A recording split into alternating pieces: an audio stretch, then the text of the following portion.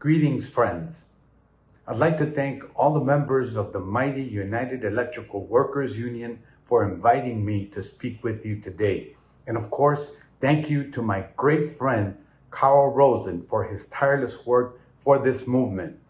I'm Congressman Chuy García of Illinois' 4th Congressional District, and I'm sorry that I cannot be with you in person because of the pandemic. But I hope that all of you are doing well and your friends and family are safe. All of us are here today because we share a commitment to fighting for the working class and improving the collective prosperity of all, not just the wealthy. I'm proud that I've spent my life standing in solidarity with union and working people in Chicago and around the world, fighting for the right to join a union and a voice in the workplace. I don't need to tell you this, but fighting unions like the UE are the best way for workers to build power on the shop floor and in the halls of Congress. We've got to build that power ourselves. We can't leave it up to the billionaires and corporations. This is a pivotal time for the labor movement. Unions are more popular than they've been in decades. Young people are dismayed at the stark inequities in the country and eager to form unions in their workplaces. This is true of all kinds of jobs, like newspaper writers and computer programmers, and these new unions are getting results. While the boss expects workers to return to dangerous workplaces, workers across the country are demanding $15 an hour and safety on the job. What began as a union demand has spread to nearly every industry in the country. Earlier this month, I joined a picket line in Chicago with over 1,000 Nabisco workers who are protesting terrible conditions at their parent company, Mondelez. And workers around the country fight together in solidarity. I'm confident that they can change things at Nabisco and set an example for every worker. So this is our chance to build back worker power in the country with a fighting spirit and a renewed labor movement. But to do that, we must collectively adapt to reflecting a changing United States. As you probably know, the 2020 census just came out, and one of the main takeaways is that Latinos accounted for more than half of the population growth in the U.S., what we experienced this last decade. Over half of the population under 18 years of age is a person of color, and Latinos are the youngest population in the U.S. The Latino community is very diverse and comes from many different countries. But like other immigrant countries before us, whether it was Italy, Poland, Germany, or elsewhere, Latinos have gotten involved in our unions. If I didn't grow up in a union family, I wouldn't be where I am today. And it's important that the labor movement adapt and reflect the growing influences of Latinos and other people of color. At the end of the day, labor unions represent their members, the workers of this country, and our workers grow more diverse. Labor unions must as well. But as we rebuild our institutions, I want to discuss the makeup of the Democratic Party and the unique role that workers have in it. The other day, I read an amazing statistic. When John F. Kennedy won the presidency in 1960, he won white voters without a college degree, but lost white college graduates by a 2-to-1 margin. The numbers were almost exactly reversed for President Biden, who lost white voters without a college degree by a 2-to-1 margin while winning white college graduates. The Democratic Party has built a powerful coalition, but we have to work together to make it the party of workers. We have to fight against trade agreements that destroy our rights. We have to fight for higher wages, worker safety, and a voice on the job. We have to fight together to build a multiracial working class political movement. The future of our party is in working class neighborhoods like mine in Chicago. It's in industrial towns in Ohio and Pennsylvania.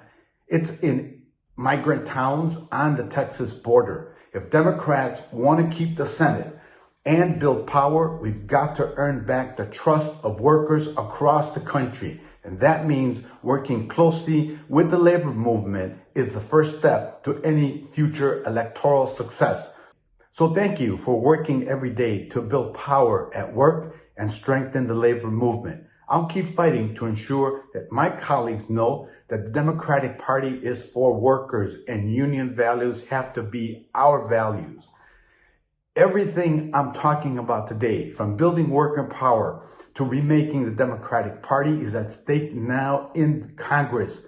As you probably know, we're actively considering potentially historic legislation that would contain some of the biggest wins for the working class since the Great Society programs of the 1960s.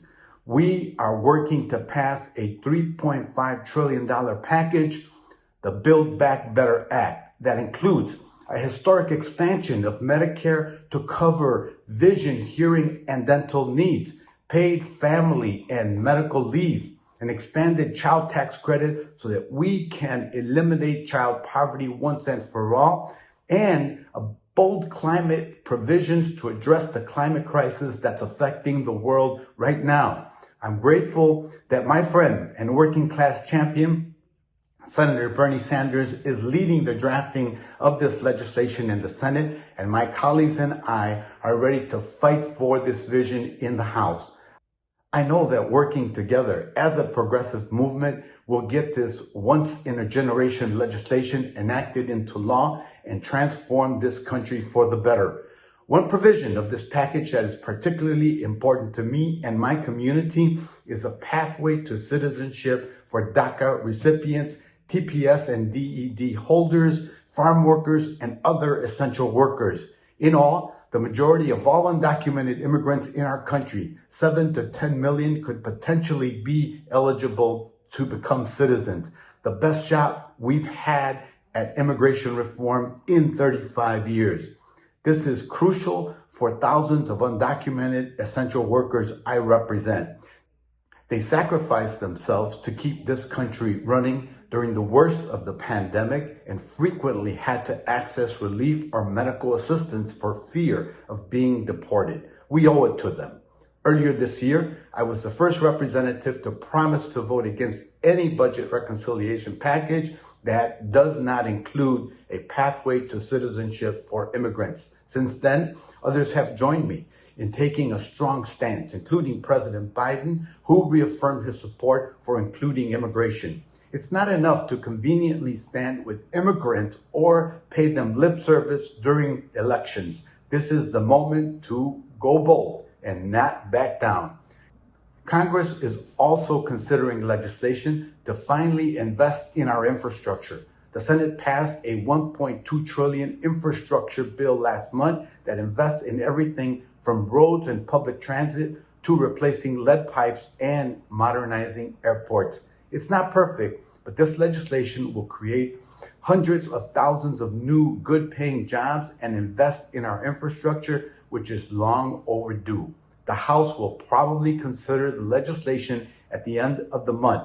If we pass this bill alongside the $3.5 trillion Build Back Better package, it will be a historic investment in our country's working families.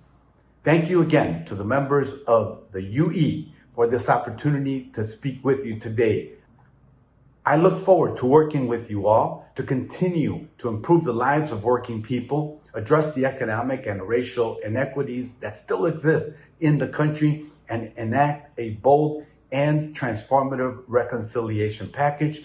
Please continue to lead the way for working people in our country and across the world. Thank you.